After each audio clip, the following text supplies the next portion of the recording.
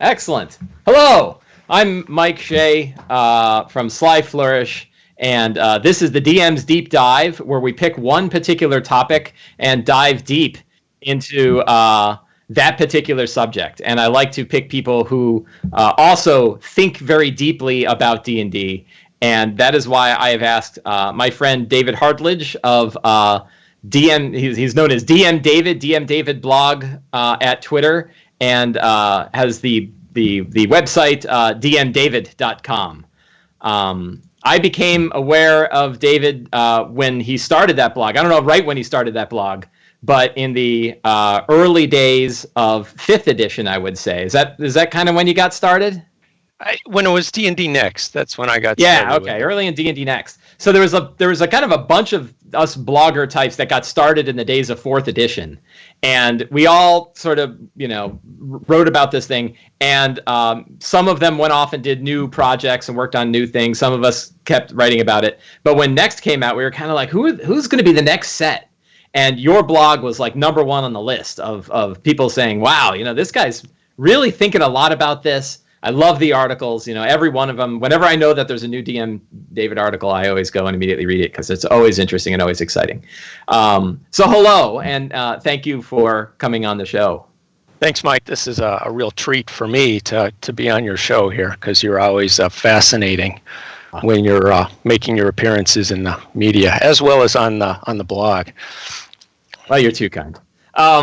So one of the things that I loved about your blog is that it really spent time talking about the history of D&D. It wasn't sort of a new perspective on like a lot of times, like I spent so much time with 4E that I never really talked about 3rd edition or 2nd. I played them, but I was more focused on the current edition of D&D and what was going on there. But one of the things I've always liked about your blog is that you've taken this long view over the whole game, over its 40-year history. And so that's the kind of the topic of our talk tonight is, the 40-year history of D&D and what DMs, both new and old, can learn from that history. How can we use that history to have a better understanding of the game that we're actually playing today? So you and I have talked about a few questions on this and a few topics, and we will dive right in, as we like to say. So if we look back at old editions, and there's kind of been like 6, would we say? It depends on how you count. Yeah, I guess we'll start at the beginning and work our way forward. What were kind of the defining? So what were those editions, and what were kind of the defining characteristics of those versions? What kind of made them unique when we look at the whole set of them? What kind of made them unique on the shelf? So kind of starting with the basic edition.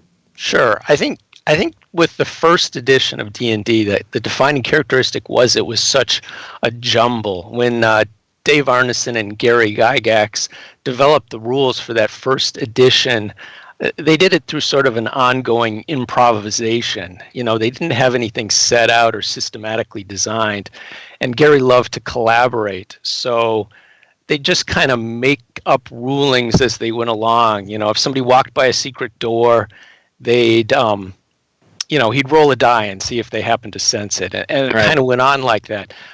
Dave Arneson even went so far as to keep his ruling secret because he wanted to keep a sense of mystery in the game, and he wanted to be able to change his mind at any time if he did so. Mm-hmm. So the result was kind of a big jumble of different systems. So, in combat, you'd roll a d20 and you'd try and roll high. Mm-hmm. If you went by a secret door, you'd have to roll a certain number, 1 or a 2 or whatever, depending on whether you're an elf or not. Mm-hmm. And it was all a total hodgepodge of different systems for the game. So it was kind of a jumble. And the other defining characteristic for me is that the characteristics of individual characters hardly mattered at all, because when you rolled your stats, even if you got something very high, the best it might earn you is a +1 or 10% added experience points. So the result is that no matter what your character looked like, it pretty much looked like every other character of the same class. Mm-hmm. And the only way you had to distinguish between the characters was, whatever personality you brought forth, or the equipment. Mm-hmm. Mm-hmm. So when we went on from there, Gary Gygax decided to develop Advanced Dungeons and Dragons, Mm-hmm. and he wanted to fill in all the gaps that the original rules left unexplained. He wanted to put in all the rules that he'd collected through his brown books and the supplements and strategic review, and put them all under one set. Mm-hmm. Mm-hmm. You wrote like a 6-part series about this whole event, right? Like I was going back earlier this week and kind of reading through those, and sort of a lot of the sort of interesting drama that took place. Like, wasn't part of the reason they switched from D&D to AD&D was to avoid having to pay royalties? I don't think that was what he set out to do at the very beginning. I think what he wanted to do is just create a definitive edition that everyone could agree on and how to play the rules, because nobody agreed on how to play D&D. There was just too many gaps and too many things that people had to fill in. So originally, basic D&D was just somebody had edited the original rules and put them together into some set that that people could pick up off the shelf and understand. But I think over time, there was friction that evolved between Gary Gygax and Dave Arneson, because Dave just wasn't as into D&D or fantasy or any of that kind of stuff as much as Gary, and wasn't the sort of long-term contributor that Gary really wanted. And that friction eventually led to Gary splitting off his set of rules as Advanced Dungeons and Dragons, and claiming it was completely different, so that Dave didn't have that financial stake in it. So if you say that sort of the basic edition of D&D, the boxed, I guess what do we call it? Basic D&D? Yeah, we'll have to call it basic D&D. Yeah.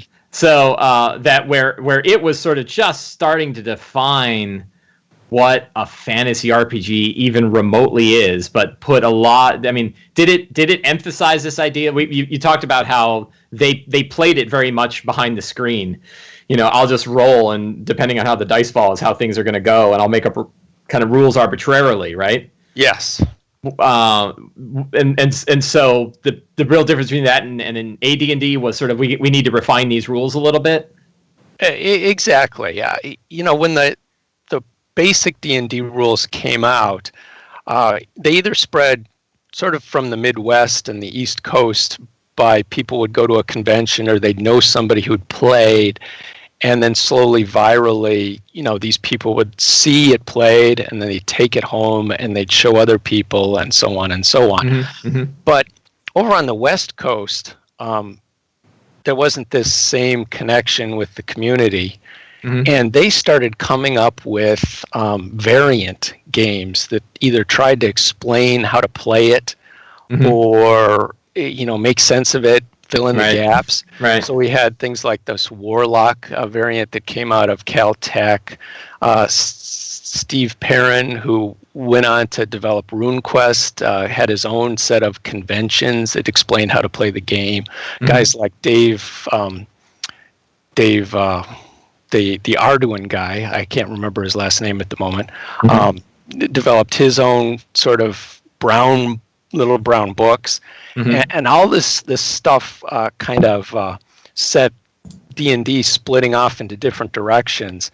And Gary wanted people to be able to come to a convention and sit down at a table where they were playing D&D and have an expectation of what the game was going to play like. Right. Something that so that's kind of an interesting. So even in its earliest days, it was something where the people who were fans of the games were also sort of creators of the game, right? Absolutely. And this seems like, I mean, this, maybe I'm just speaking obvious here. This might not be a deep thought, more probably pretty shallow. But the idea that has always been there, that like since the minute they put out a brown box full of stuff, everyone else started making things around it. And Gygax wasn't really a big fan of that stuff, right? No, he felt that people were riding on his coattails, Right. and in Dragon Magazine, he'd write these scathing editorials, chastising everyone who was not playing the game as it was Right. officially intended. And this is sort of an interesting thing that has oscillated over the years, right? Like, so it seems like or at least, I mean, people have always been making stuff for this game, right? Right. And probably always will be making stuff for this game. Whether or not whoever is currently in control of the game was for that or against that sort of oscillated over the years, right? In first and second, they were not big fans of it. In third, they were very big fans of it. In fourth, they didn't seem to be as big fans of it. Now in fifth, they're kind of back to being fans of it and have figured out like an entirely new way of capitalizing off of that energy that people have. I think that's kind of what it feels like, right? Right on the money. And if anything, they were most vigorous about inventing new stuff at the beginning because there was so much empty space to fill in. Right, the whole sure. genre was being invented. How the hell does initiative work? I have no idea. Exactly. And no one still knows. And it's really fun to hear like the people that are the kind of god kings of the game right now, your Perkinses and your Merleses, and hearing how they got started. Like, yeah, we had no idea how this stuff worked. Like, I didn't even have a D20. I had a D12. I was just rolling that. Right? Just, I think Merle's talked about the campaign where he started from letter A in the monster manual and worked his way down. Right, like that was the campaign. And it's like no one knew how to play this stuff. And the wonder of it is people still had a blast doing it. Right, it didn't matter. Right. Yeah. Right. It didn't matter. It was super, super popular. So let's talk about second edition. And then, the history of second edition, the whole drama with Gygax and the new CEO, there's that whole part of it, which we can kind of cover on Wikipedia. But from from the game itself, from the feeling of the game transitioning from first to second, what's that like? And how did the feeling of the game change during that edition? Well, here's the thing. With second edition, the TSR management was really worried that if they put out a new edition of the game, it would just kill sales. It would alienate the players of the old edition, and there'd be a rebellion. Now, this sounds ironic, or not ironic, but a little strange to our current thinking because people tend to criticize a new edition as a money grab. It's a money grab. They were like, we want to keep capitalizing off the old stuff. Yeah, it costs money to make new stuff. Yeah, that's interesting. Because the old stuff sat on a shelf and it sold year after year after year. So adventures like the Tomb of Horrors would stay on the shelves, well, till now. But yeah. But they'd stay on the shelves and they'd keep selling, and people were worried that if they put out a new edition, that would sink their whole business model. So the D&D team at TSR had all these ideas for ways to improve D&D. Mm-hmm. They had thought of things like ascending initiative, which is a little more intuitive and a little easier to use. They'd experimented with some stuff in Oriental Adventures like non-weapon proficiencies, and they were eager to put all this stuff in. But the team of management at TSR said, no, it's got to be broadly compatible with the existing product. Mm-hmm. So that sunk a lot of the changes that they wanted to put in. They wanted it to be compatible. Right. So first edition modules could be run with second edition rules and things like that? Yeah, exactly. And I've got back here a preview of the second edition. And the big message is that it's the same D&D you love. In fact, they go so far as to say that you can take your first edition character and play it in the second edition game. The idea is everything is compatible enough so that you can carry that kind of stuff over. And the other big thing that they're touting in this book is THAC0. So that was the design innovation. It was a big table before, right? Yeah, exactly. Yeah. And now you could do math and figure it out. Right. By subtracting negative numbers from things. Yeah. So, they were running uphill with THAC0, but at least it was. Now we make fun of it. Yeah. Yeah. And there are people, you can find people on the internet who'll still tell you that descending armor class is the best. But that, I think, is more nostalgia than anything else. Oh, and so the interesting thing is I now, because I've been playing like the new Baldur's Gate Enhanced Edition and Icewind Dale Enhanced Edition, and I don't know what Planescape uses, but these old computer games have come out again, and they use like second edition rules. So I'm back to like negative armor classes and weird THAC0, watching THAC0 increase and stuff. And it's interesting to kind of see, and it's kind of fun, like at least the computer's handling the math. But exactly. it's kind of fun to be like, I have a -8 armor class, like that's awesome, So yeah, funny stuff. And so then we had the whole so thematically, how did second edition feel playing it? Like, so second edition is what I cut my teeth on, right? That was the first time I really started playing D&D, was with second edition. How did the feeling of that version differ from the older ones? Well, I think one of the big points that they tried to hit with second edition was that they wanted to make parents feel safe to have their kids playing this game. Tanari and Batsu. Exactly. Demons and devils were replaced with something more benign. Just paging through the second edition player's handbook, I've always felt like you can feel that they were, even in the art, they were trying to make the game seem safe. Mm-hmm. So instead of the more dark, dungeony sort of stuff that they had in the earlier books, it was all kind of magic carpets and genies and wizards with pointy hats, and it all felt very comfortable for a parent who's thumbing through the book and wondering what this strange game is. Even though for somebody like me paging through the book, when it came out, it seemed all very a little sleepy, but yeah. So the interesting thing was, I remember when I kind of got started with second edition, and I remember like they had the Monstrous Compendium, which is like a 3-ring binder full of monsters. It was kind of a whole different way to do monsters. And I remember like I had a friend, and he's like, he kind of poo-pooed it. It's like the monster manual. Like that's, he goes, you want to look at this guy. And I remember he had the old monster manual with Orcus. He was one of my players. And he just showed me Orcus. And it felt like he brought this forbidden tome into my house, right? Like there was none of the demonic scare in my area. I was, northwest suburbs of Chicago. And my father wrote Illuminatus. So I had no problem, with any. I mean, worked at Playboy for his adult career. I had no problem with anything coming into the house. But it still felt like, look at that guy, Orcus, demon prince of undeath, and look at the crazy stats on him. And I was like, I really was kind of bummed that sort of stuff didn't exist in second. And it kind of got there. Like eventually, that stuff worked its way back in. It did later on, right? It did. Yeah. It did work its way back in. So through second edition, as the game went on, the audience started to, the number of players that they were recruiting that were new started to go down, and they had to find ways to attract the enthusiasts to keep buying more and more product. And one of the hallmarks of second edition was the sort of avalanche of product that started coming out. You had all the campaign settings, and all of them were extended by book after book in all different directions.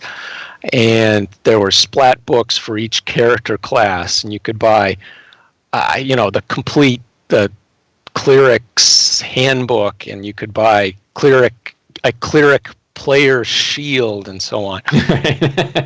But as they were trying to find ways to sell product to an audience that wasn't growing as much, I think what happened is they settled on selling the enthusiasts more stuff than they could possibly play at the table in play. What they were looking for is for folks who still wanted to get some of that D&D fun when they were sitting in their chair relaxing, because there wasn't really any other way to get that. So their audience now for a lot of this product was people who wanted to get some of that D&D fun by sitting in their chair paging and reading through a campaign setting, or getting their complete cleric book and, tinkering with character builds and stuff. And there's a very evocative name for that. It's called Lonely Fun. Lonely Fun, yeah. Yes.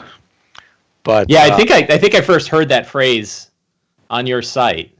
And it's one that I've been using more and more, and one that I've been that's a whole sort of theme of D&D that has kind of come back to me. That I think you talking about it, and then the new Monty Cook game Invisible Sun, kind of having a whole gameplay mode based in the idea of Lonely Fun is something where I've been spending more of my own attention today, recently, thinking about like how the time when we're thinking about D&D is playing D&D. Yes. Right? For a lot of people, that was the only way they played D&D. Exactly. Yes, I've gone through, periods when that was my way of getting some of the D&D fun is just sitting with the book about it. Making characters, reading adventures. Exactly. So third. So then we'll leap a bit. We'll kind of skip over the drama of the TSR to Wizards of the Coast leap and go to third edition. And so at a surface level, third edition obviously changed the rule set in very fundamental ways. Ascending attack bonuses, ascending armor class, skills was a big new change. But how did the feeling of third differ from the basic first and second? Well, I think third edition really brought home some of the stuff that we'd started to see evolving in second edition, where finally you had a version of D&D that was designed from the ground up to enable folks to customize the character that they wanted to play.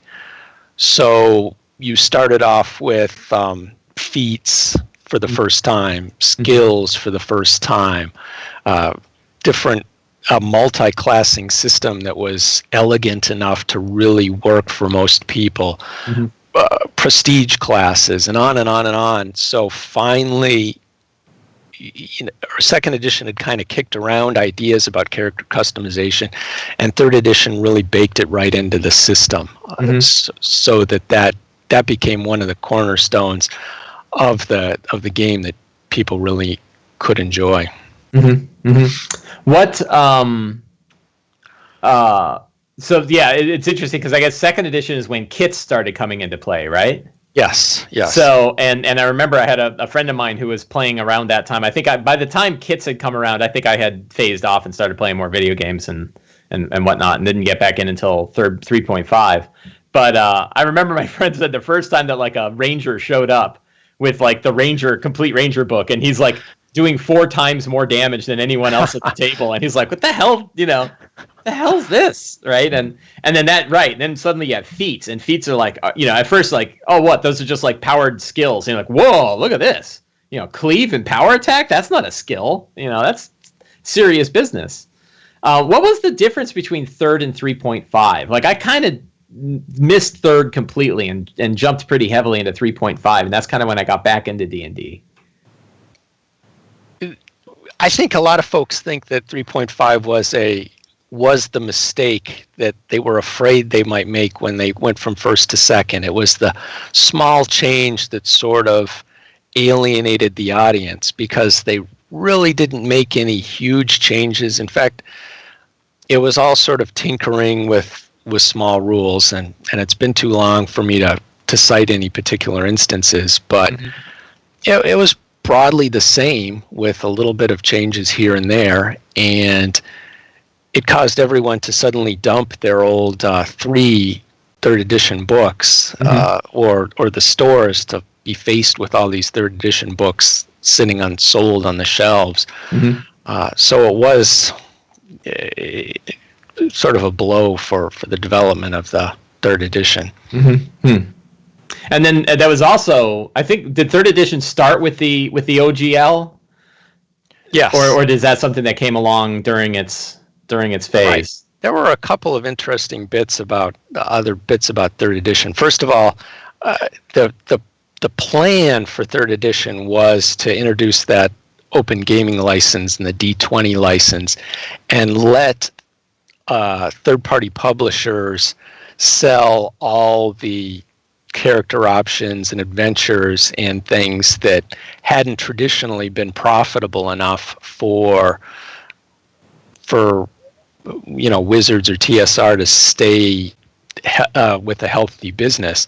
Mm-hmm. But what ultimately happened, I think, is that third edition spurred such a boom in sales that Wizards just couldn't resist starting off with the new splat books, followed by the hardcovers, followed by the campaign settings. Mm-hmm. And we really saw a switch back again to a model that kind of required lonely fun again for people to buy things that they couldn't possibly use at the table with the Avalanche product.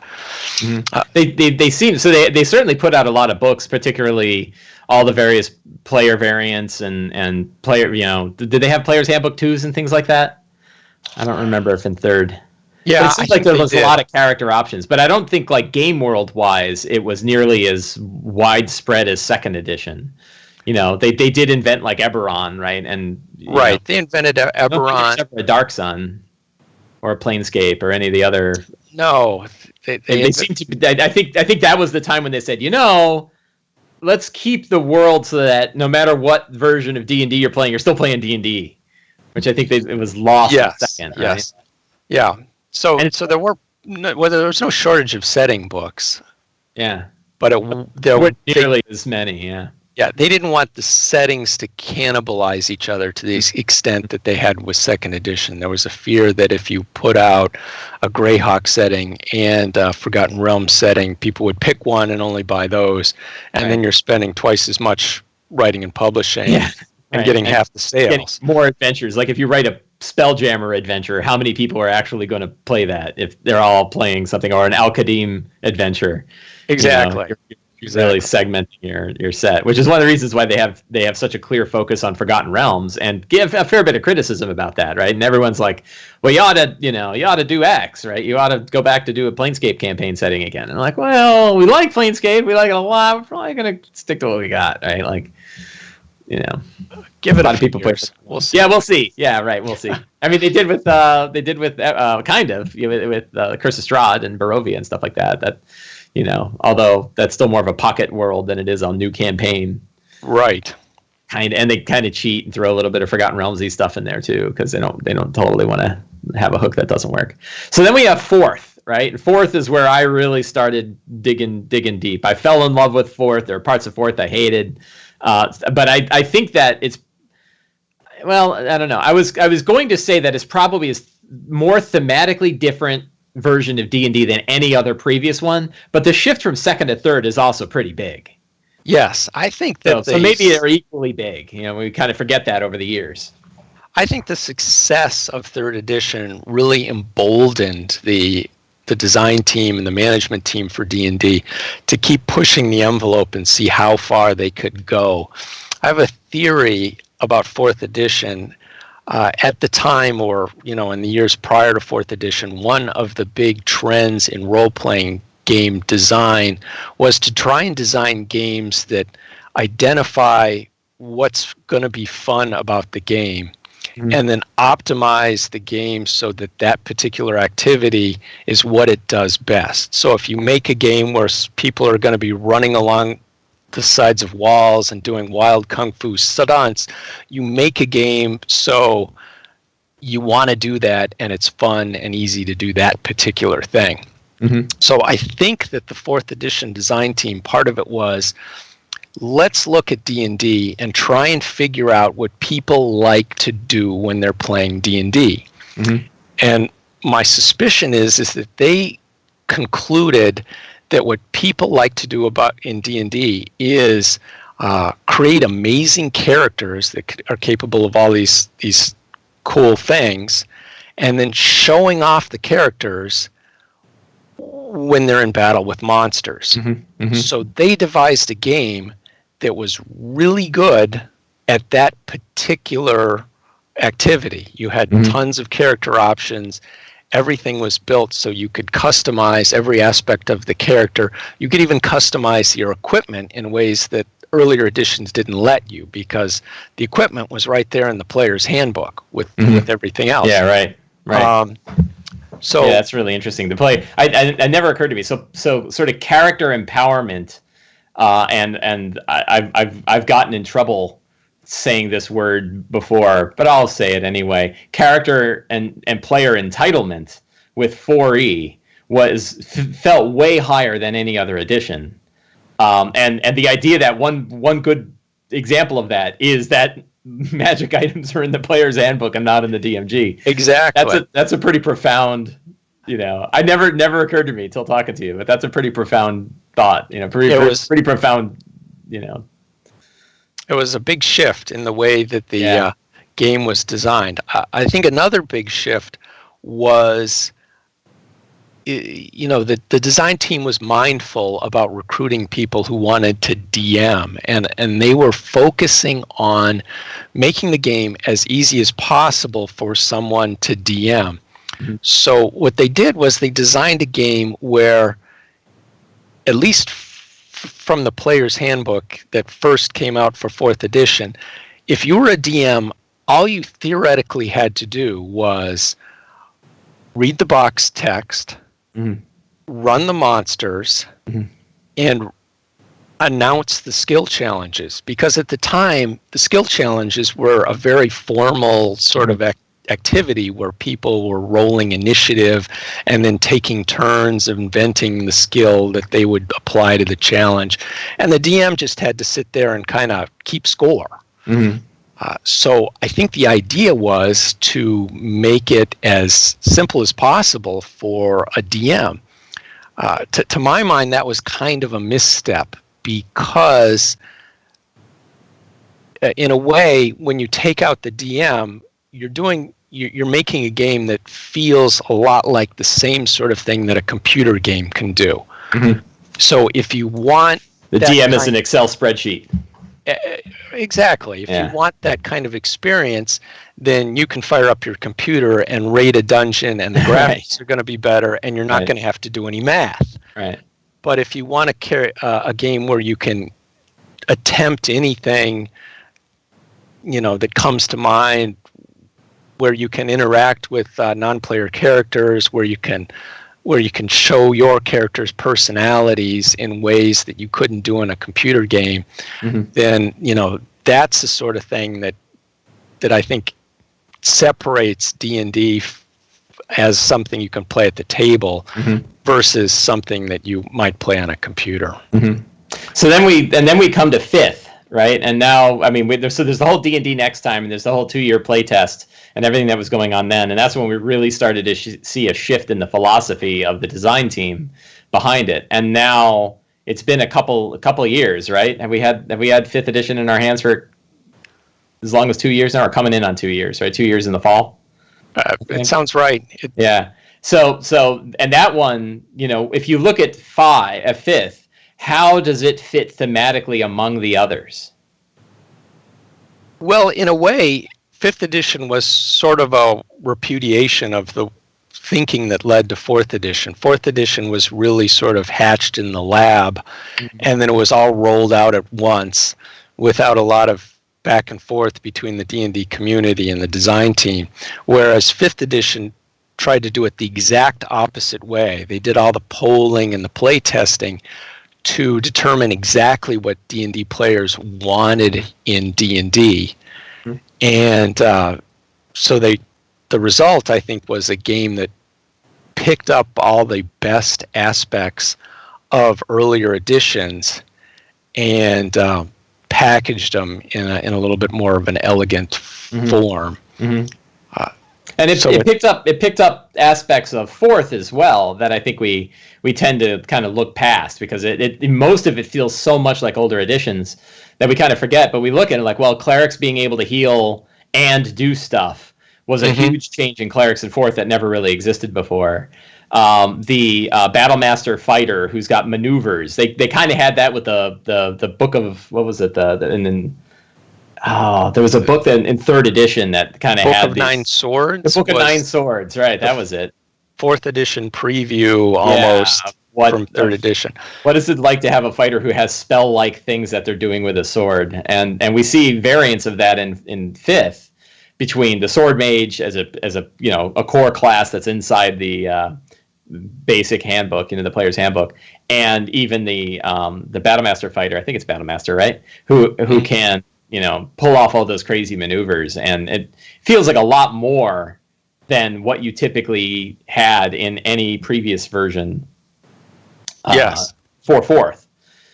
Even though many will say that it's completely eliminated fourth. Like, none of the fourth edition stuff is in D&D at all. It's like, well, no, there's definitely some aspects that are still there. I feel like a lot of the monster design still borrows from fourth, particularly with the legendary actions and the lair actions, and the powers aren't as extensive, but there's still a feel like each monster has some sort of unique power that it can bring to make a fight interesting. Yeah. So I want to talk a little bit more about Lonely Fun. We touched on it a little bit earlier, but I want to kind of scrape into that a little bit. How has there's some obvious ways, but how has Lonely Fun changed over all of these editions of D&D? What was Lonely Fun like early on, and what is it like now? And how has that shifted? Well, I think there's been a reliance on Lonely Fun at occasions throughout the life of D&D, and sometimes it's been greater, like during second edition and at periods in third and fourth, and sometimes perhaps not quite so much. Mm-hmm. But right now, the D&D team doesn't seem to feel that appealing to folks who are interested in Lonely Fun is something that can sustain the D&D business. Mm-hmm. So they've got a small team working on just enough products to actually play at the table instead of coming out with a whole bunch of stuff beyond what any regular person could use at the table. Mm-hmm. And then they're expanding not into products like character builders and so on, character options, and instead things that they think of as enabling people to scratch that D&D itch mm-hmm. on their laptop or their computer or things mm-hmm. like that, so they can mm-hmm. you can bring that Lonely Fun to electronic platforms. Mm-hmm. Yeah, it's interesting. I've heard the current design team talk about a goal. I've heard multiple. Right? Perkins said this. Jeremy Crawford said this on podcasts, I think, in the past, that they really wanted the core books, all of the books, to be the kind of books you would just take off the shelf and read on their own. That the player's handbook and the DMG and the monster manual. I know people who have bought the monster manual and just like to read it. They just they play every so often, but really they just like reading about monsters. And but it's interesting that they haven't quite put out books for the Lonely Fun of players, particularly for people who like building characters.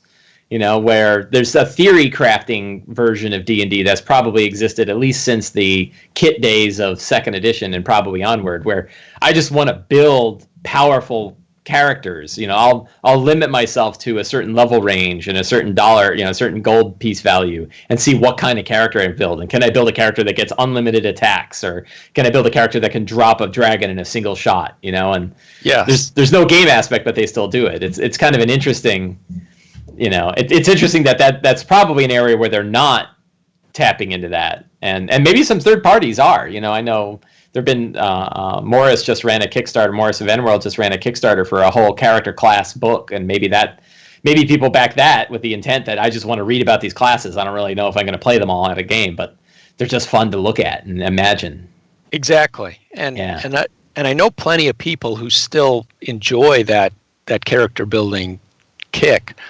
Certainly, there's some folks at my regular table who just mm-hmm. are screaming for new character options. Yeah, I hear it a lot. Yeah. But Wizards just, if they see a market for it, they're taking a measured approach where they're trying to keep it so that it's not a flood. the interesting thing is with the UA articles, there's been a fair amount of new stuff, and I have a feeling that all those UA, I don't have any information on this, but it feels like those UA articles are going to lead to something that I would guess we're going to see sometime. I don't know when. Yes. I think they're doing that for a reason. So I have a feeling we're going to see some kind of new character options here in the future, and that will, lead to all new, a whole new layer of lonely fun for characters. Right. Why don't we go ahead and take some questions from our audience? I forgot to introduce Alex Basso, our official guardian angel, who is lording over us and making sure that everything is running smooth. He has also been watching chat channels and monitoring Twitter for questions for us to answer. Alex, what have you got for us? Yeah, thank you for everyone who's asked questions. So let's start with one from Twitter. Here's one from Old Guest Teos from episode 2 at Alpha. Oh no! He would like to know, what adventure would you most want to see inspire a new D&D 5e season? Ooh, that's a good question. David, you play a lot of organized play, right? I do. So what old school adventure would you like to see fire off a new season of organized play? I have an answer for that. Queen of the Demon Web Pits. Oh, interesting. I would like to see an organized play season take all those characters that everyone's gotten to 10th level or so on from one of the adventures they've already come and move up from there. And I loved Queen of the Demon Web Pits for so many aspects.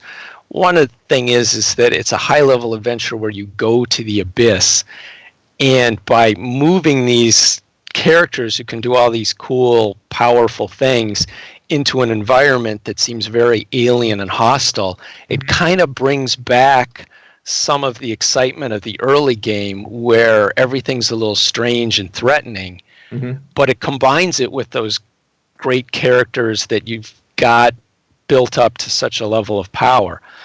Plus, Demon Web Pits, if you're familiar with it, it has all these portals along the demon web on the abyss that go into other planes, much like the Prime Material, other D&D worlds. So I think that if you had maybe some sort of design where players had to visit some of these other worlds to accomplish missions or gather pieces to the Rod of Seven Parts or whatever, I don't know, along the way, you could get a lot of variety from the launching point of the Demon Web Pits. So my answer, return to the Demon Web Pits. I'm gonna go with a weird one. I'm gonna go with Throne of Bloodstone. I don't remember. It was the fourth of the Bloodstone Pass series, and it's the one where the characters travel to Thanatos, the land of Orcus. And I ran that in 4th edition as the finale for a big ass campaign. And like your Demon Web Pits, it would be a high level, an interesting high level way of entering the abyss and really getting a detailed look of the abyss. Now, of course, I don't know how you'd go there and start at level 1, so that's a whole different problem. But maybe as a high level campaign, Throne of Bloodstone, I think would be a fun one. Both of our pitches seem to be starting at a little bit higher level. Yeah, like I think I wonder whether or not it'd be okay. Given probably if I were in their shoes, I would keep making more low level stuff. But maybe one day they say, what, we're going to go ahead and start at level 11, and work your way up from level 11 all the way to 20. Alex, what else you got? All right, next we have a question from Shadzar on Twitch. Shadzar would like to know, what is the worst setting produced for each edition of D&D, financially or thematically? David, do you have any data on that? Do you know which bombed? Which bombed? Birthright, I suspect. I've never even heard of that one. Case in point, yes. I have to go. So that's a problem. Like anyone that I can think of was probably successful enough that I could think of it, which means it probably isn't, the worst one. I don't know if I have an answer. I didn't. So second is when all of those came out, and then third, I played Forgotten Realms, and I played Eberron, and I played Dark Sun, and I liked all of those. So I don't think any of them that were really bad, I would have just kind of looked at and gone, maybe Oriental Adventures, just because of the undertone of racism. That might be one that they need to kind of update for a better time. I don't know. Yeah, I have to confess that personally, and people are going to be enraged by this, Spelljammer does not resonate for me a whole lot. I could see that. I think Spelljammer as a kind of totally different game. I mean, so now we've got, what is it? Starfinder, right? It's Pathfinder's new, Paizo's new sort of Spelljammery kind of game, and good on them, right? Like that's a whole new area that they can dig into and put some real money and talent behind it, and I think that'd be really neat. So yeah, I hope it does well. They've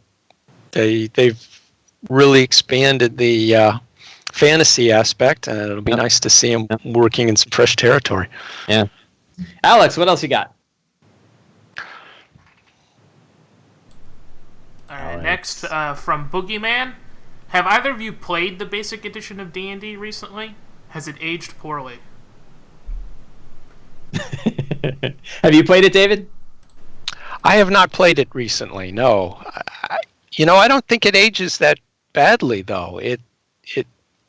The funny thing is, given what a mess it was to begin with, aging poorly means it would have to be worse than it was back then. And it was already I'm being overly. It was the best thing to happen to gaming, period, in my opinion, and at the same time a complete mess.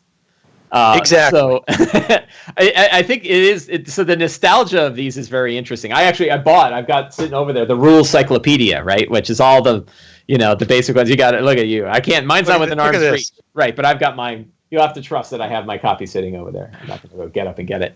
And I remember, I ordered it on Amazon. It was like $10 used, and it smells like nicotine, and it's great, And I opened it up, and I was like, I just kind of like going through that. I love that there was a book that had all the monsters and all the classes at level 29. The level range was insane, 41 plus or something, ridiculous kind of level ranges. And then you're trying to understand any of it. Like, I don't understand how any of this works. I look at a monster stat block. I'm like, I don't get it. I don't get what this means. And it's just not intuitive. And to me, it's like, I have friends that play second. I have a lot. I've now got two friends that in two different gaming groups who are both kind of returning to D&D as an adult, right? Like they played when they were kids. Now they're pros. They've got wives and kids, and the kids are at a point where they can kind of leave the kids alone and go play D&D. And they started with second, and I'm like, why not fifth, right? Like you can play fifth exactly like you play second, only you don't have to deal with all that nonsense like THAC0. But they're like, no, we're happy with second. I'm like, okay, great. D&D is D&D. Enjoy. Absolutely. So, yeah, I don't know. There's certainly a bias on my part. I'm definitely a neophile. I love anything new that comes out, no matter what. And but there's definitely a part of me that's like, I don't know. I feel like I'd be hard pressed for somebody to explain to me why second is better than fifth. I can't explain that, but as for the earlier editions, there is a certain appeal in what they lack. They don't have skill checks. They don't have ability checks. So all the challenges that the characters face, other than combat challenges, in a way you have to engage with your own ingenuity. If you want to find a pit that's hidden in front of you, you've got to tap it with a 10-foot pole. And part of the appeal for that, I think, for the sort of old school community is that it really forces you to engage with the world instead of looking at your character sheet and trying to figure out what the best skill is to apply to a certain situation. Mm-hmm. It forces you to think about that situation you're in, and if I were in that spot, what am I going to do? Mm-hmm. Yeah, I just happened to be peeking in the chat window, and Shadzar said skills and feats, are kind of this added. And I remember in some of the playtest days with 5e, skills were an option. They were not a core piece of the game, and feats still kind of aren't. I mean, they're definitely there, and most people probably use them, but they're an optional rule, and the main rule is you just increase your attributes. And you can certainly play it that way. I think probably half the time I end up just increasing my attributes because I don't really want a feat. And I've thought about like what would a 5th edition be like where it was just your attributes and you still had a proficiency bonus, but your proficiency bonus was tied to your background. And just whenever your background came into play, you would get that proficiency bonus on top of your attribute. And then you don't have to worry about skills at all. And you can build a character in like 30 seconds because all you have to do is get your attributes and, whatever. But it is interesting. Yeah. So that idea that 2nd edition or earlier editions of D&D are better because of what they don't have rather than what they do. That's that I take back my statement of I can't see anybody telling me why 2nd edition would be better than 5th, because that's a pretty good reason. Alex, what other questions you got? All right, next on Twitch we have one from MM Aitlin. Sorry if I messed up your name. Do you think software products like Dungeons & Dragons Beyond will be accepted by the D&D community? What direction do you think Wizards of the Coast is taking by supporting this new software platform? Good question. David, what do you think? Whoa. Sure, if somebody's got something that you can use on your tablet at the table, I think that's going to be a winner. It really depends on the pricing model, though, because folks are always touting their app that has a spell catalog or a character builder or whatever else that I guess uses the SRD, and they like it and they seem useful, but you really are going to have either provide a whole lot more or not charge a whole lot if you want to find a case for those folks to upgrade to your product. So I'm a little concerned about the business niche. Yeah, there. We'll see. Right. We'll see. Yeah. There's certainly a demand for electronic products for this. I'm really glad that it was like a year and a half in before they really had something, because it forced us to use the paper again, and it meant that the game could support that. Like I don't feel like I need any digital products. I when I DM, I sit with the monster manual in front of me. I sit with the adventure in front of me. I know that I'm probably on the in the minority on people who want digital tools. I have a tool that I've used on my phone for a long time. I use it for conventions because I don't like lugging books around, which is it's called Fight Club 5e on the iPhone, and it uses SRD. It has it has all the SRD stuff in it, and it's super fast and super easy to find stuff, and it's great for monsters, and it's great for magic items, and it's great for spells. My wife uses it for spells when she plays, and it's a really nice way of kind of supplementing the books. But there's also part of me, even when I go to a convention, where I still grab a player's handbook and bring it with me, just because I like having it. I like reading it. I like looking at the art. During the game, it's kind of fun to just browse it, and I think a digital product might not have that. One thing I'll say about D&D Beyond is I think making it, I understand that the interest in making it a web-based app, but I think that in today's app-focused marketplace, and particularly with speed, two main things why I think they should make an app.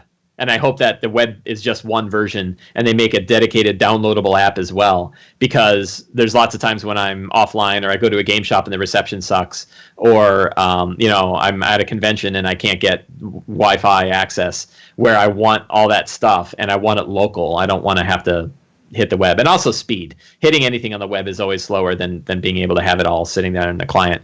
And sitting with Fight Club 5e on one icon and D&D Beyond on another, Fight Club 5e is far faster, but not necessarily complete. It's just SRD stuff. So yeah, but you're right about pricing too. That pricing model is going to matter a lot, and a lot of people are going to be like super excited about it, and then find out they have to pay real money for it, and then they're not going to be as excited about it anymore, and they're going to say they're getting ripped off, and that's going to be a hard thing to deal with. So we'll see. But I'm glad we don't need it. 4E, it felt like we needed it.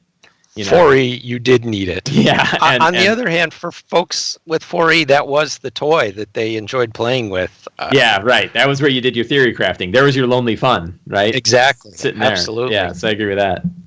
Alex, what else? Rudy Basso has instructed me to ask, how accurate was the 1982 Tom Hanks documentary, Mazes and Monsters? I never actually saw it. From what I understand, totally inaccurate. Wasn't there a thing about like a kid committed suicide in the sewers, and then they found him like years later, and he's living in New Orleans, and it turned out They it was found him farce? weeks later in New Orleans. Oh, but really? By then, it But just the taken a story life had of his done? own. Oh, man. Um, I'm so glad we live in an age now where all that false kind of news gets totally cleared up right away, and nothing, rumors don't run rampant. So glad we finally cleared all that up with the internet. my sarcasm meter here is just It's buried in the red zone. Sarcasm, worst form of humor, least creative form of humor. Alex, any other questions? Yeah, so we got another That one. wasn't scraping the bottom of the barrel. That one. I was hoping you guys might have known more about the movie. I guess it wasn't a smash hit like we expected. not among D&D players. I did see it in 1982, Really? and I guess I wasn't enraged by it. My reaction, I seem to remember being a little bemused and mildly entertained by it, but I have no real recollection of what happens in it. But we have another one from Twitter. This was from Mick Funky Pants. They would like to know, what is the best way to get back into D&D when you're a lame old dad who dreams of the good old days when he played? Oh, that's a good question. I'm in my store running a game every Wednesday, not my store, but the store where I run a game every Wednesday. And we get a lot of folks who are coming back to the game and reintroducing almost every week somebody to D&D who's lapsed from second edition or whenever their own glory days was. Mm-hmm. And it's a lot of fun. I think that's a good way to get back into it if you don't already have a ready-made group of friends who all want to get the band back together. Mm-hmm.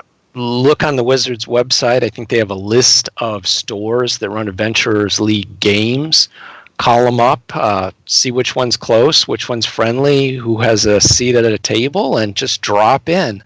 Mm-hmm. And if they're anything like the store I go to, we'll open a seat and accommodate the new folks who come in. Mm-hmm. So. Yeah, I'd also I think that online play is certainly bigger than it's been. I know that there's some people where it's hard to get to a local game shop. I definitely think going to the local game shop and seeing if you can sneak into a game is a good way to do it. The Facebook has a hugely popular Dungeons and Dragons group. I forget, it just hit like 100,000 people or something. It's enormous, and that's probably not a bad place to post a note. I don't know if people regularly look for games there. I don't really see posts like that, but it's probably not a bad idea to post that same question there and get advice from people on how to get involved. But Roll20 is a way to bring the band back together. If you got a bunch of friends and family that are all over the country, I know our very own James Intercasso has professed that his childhood or his game among old friends takes place on Roll20, even though they all live on different spots. Enrique, who did the first DM's deep dive, he plays almost exclusively on Roll20. That certainly breaks the barrier. There's a few barriers that breaks.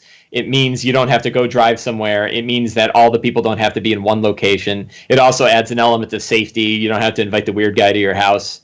You can try them out in one shots. I think DMing is easier than playing because people, from what I understand, it's always easy to find players, but not always easy to find a DM. So somebody that wants to get back into it, might want to think about what it's like to run a one shot. Grab Fendelver, grab a pretty simple, straightforward single adventure and try to put a group together and see where it goes. I have played a little bit on Roll D20 with a DM who's a friend of mine, lives across the country, and he fills up his group every week with whoever decides to sign up. Mm-hmm. Mm-hmm. And I know he's not alone in having open sign-ups for the folks in the group. So we we've played with folks from Russia and Germany and all all across the world, and it's a low barrier to entry. Yeah, I've been very lucky to have groups that I play with in person, 2 different groups a week, and one of them is at a game shop, and luckily I live in an area that seems to have a lot of nerds, and it's usually not hard for me to find people to want to join a group. But even that's always a struggle, right? Like I always I have a pretty good routine of how I keep a regular group of, roughly 5 to 6 people at the table every week. And, that requires continual maintenance as people, real life comes in and people can't come to the game for a while. And I have to say, okay, who's the next person that's going to slide into that slot? Always a challenge. To me, that question that fella asked is probably the hardest part about D&D, period. All this nonsense we talk about, the difficulty of DMing and all the advice about how to run a great game and all that stuff, the hardest part is getting people to sit down at a table and play. And if you can do that, if you can do that part, the rest is downhill. And but yeah, that's a very good question and a hard one, a hard problem to solve. Do we have one last question, Alex?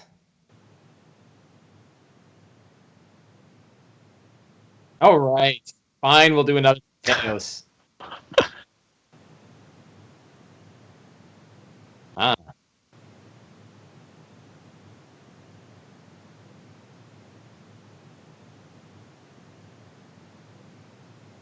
What do you think, David? As a dungeon master, you have to start bad and keep improving. Well, a little bit, but I think you can get a much better head start from watching different people sit in the DM's chair and do their thing, from getting advice and so on, out on the internet. On the other hand, I'm a little worried that maybe it's kind of intimidating to see some of these guys do their thing on the web, and maybe that makes people a little worried about getting into the DM's chair. Yeah, that could be. We've talked about this on a previous episode as well, and maybe it's my own just kind of attitude towards it, that when I watch a game by like Matt Mercer, I feel empowered at the end of it, not nervous about it. But I don't know that that's always the case. And I think it could be intimidating for some. But yeah, I feel like people definitely have a leg up. I hope they have a leg up, because I one of the things I try to do is give them that leg up. And if it's not helping, then what the hell am I doing?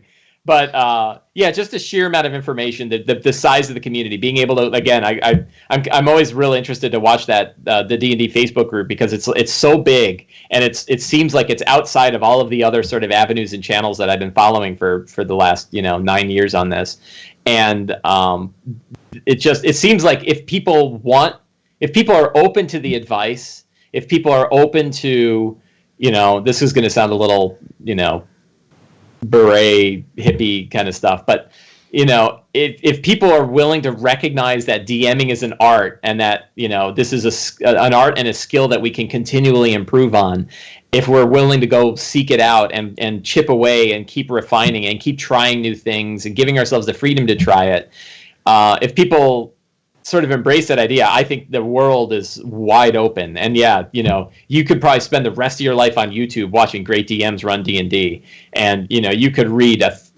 hundreds of books that are written by you're getting like firsthand information from people. Who imagine being able to sit and watch Chris Perkins run 50 hours of D&D, 100 hours of D&D, right? And then we never had anything like that. And most people, I believe for a long time, nobody even knew what D&D even looked like. Like, you'd read the books and you'd kind of like, I don't even know how does it even work? And I've talked to people who never played D&D, and they have no idea what they're going to see at the table. They still go, do I have to dress up? And you're like, no, you don't have to dress up. It's you have to learn how to roll a die. That's all. I'm like, can you do that? Because if you can roll a die, you're playing D&D. I don't have to act. I'm like, no, you can if you want, and you'll see some weird stuff sometimes, but no, you don't have to act if you don't want to. You don't have to do anything you don't want to do. But for people to be able to go online and have the safety again, like they don't have to go to a game shop and sit down in front of people and look like a fool because they don't know that they're not in costume, and that they didn't have to come in costume. Maybe they came in costume because they thought they had to, But just now from the safety of their phone, they can sit and watch a game and go, so that's what D&D looks like.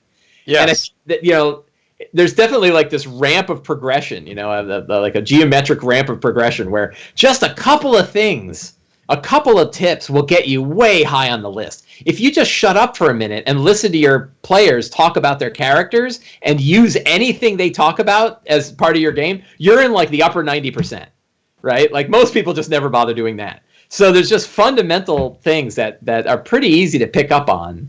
And if you just try it, you'll be in a so much better spot. And I don't think we had access to that, for 30 years out of the 40 years we were playing this game. Yeah, absolutely not. And back in the day when we only had games that were competitive to model as sort of the DM relationship, it really set a less than ideal example of really how it should play out at the table. Because some of the worst DMs that I've seen have been, the ones who are really stuck in a us versus them role, and that. Yep. And if you see it played now in any game in any setting, you're not going to pick up that feeling at all. Mm-hmm. Yeah, definitely. David, it's been an absolute pleasure talking to you tonight. I always enjoy our conversations. I always enjoy talking to you on Twitter. I love reading your articles. I want to thank you. I want to thank you for coming on the show and talking with us tonight.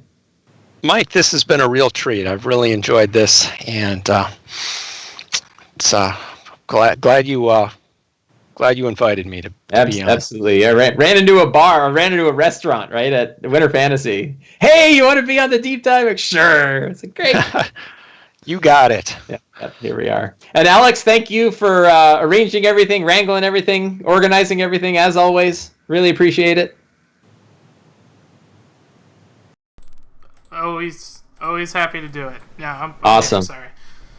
No problem. And thanks to everybody in the chat channel. I really appreciate the questions and always appreciate the support. So, good night, everybody. All right, good night, everyone. Thanks for watching. Just want to apologize for the stream errors we had. We'll be back next week, next Wednesday night, with Venture Maidens. Take care, everyone.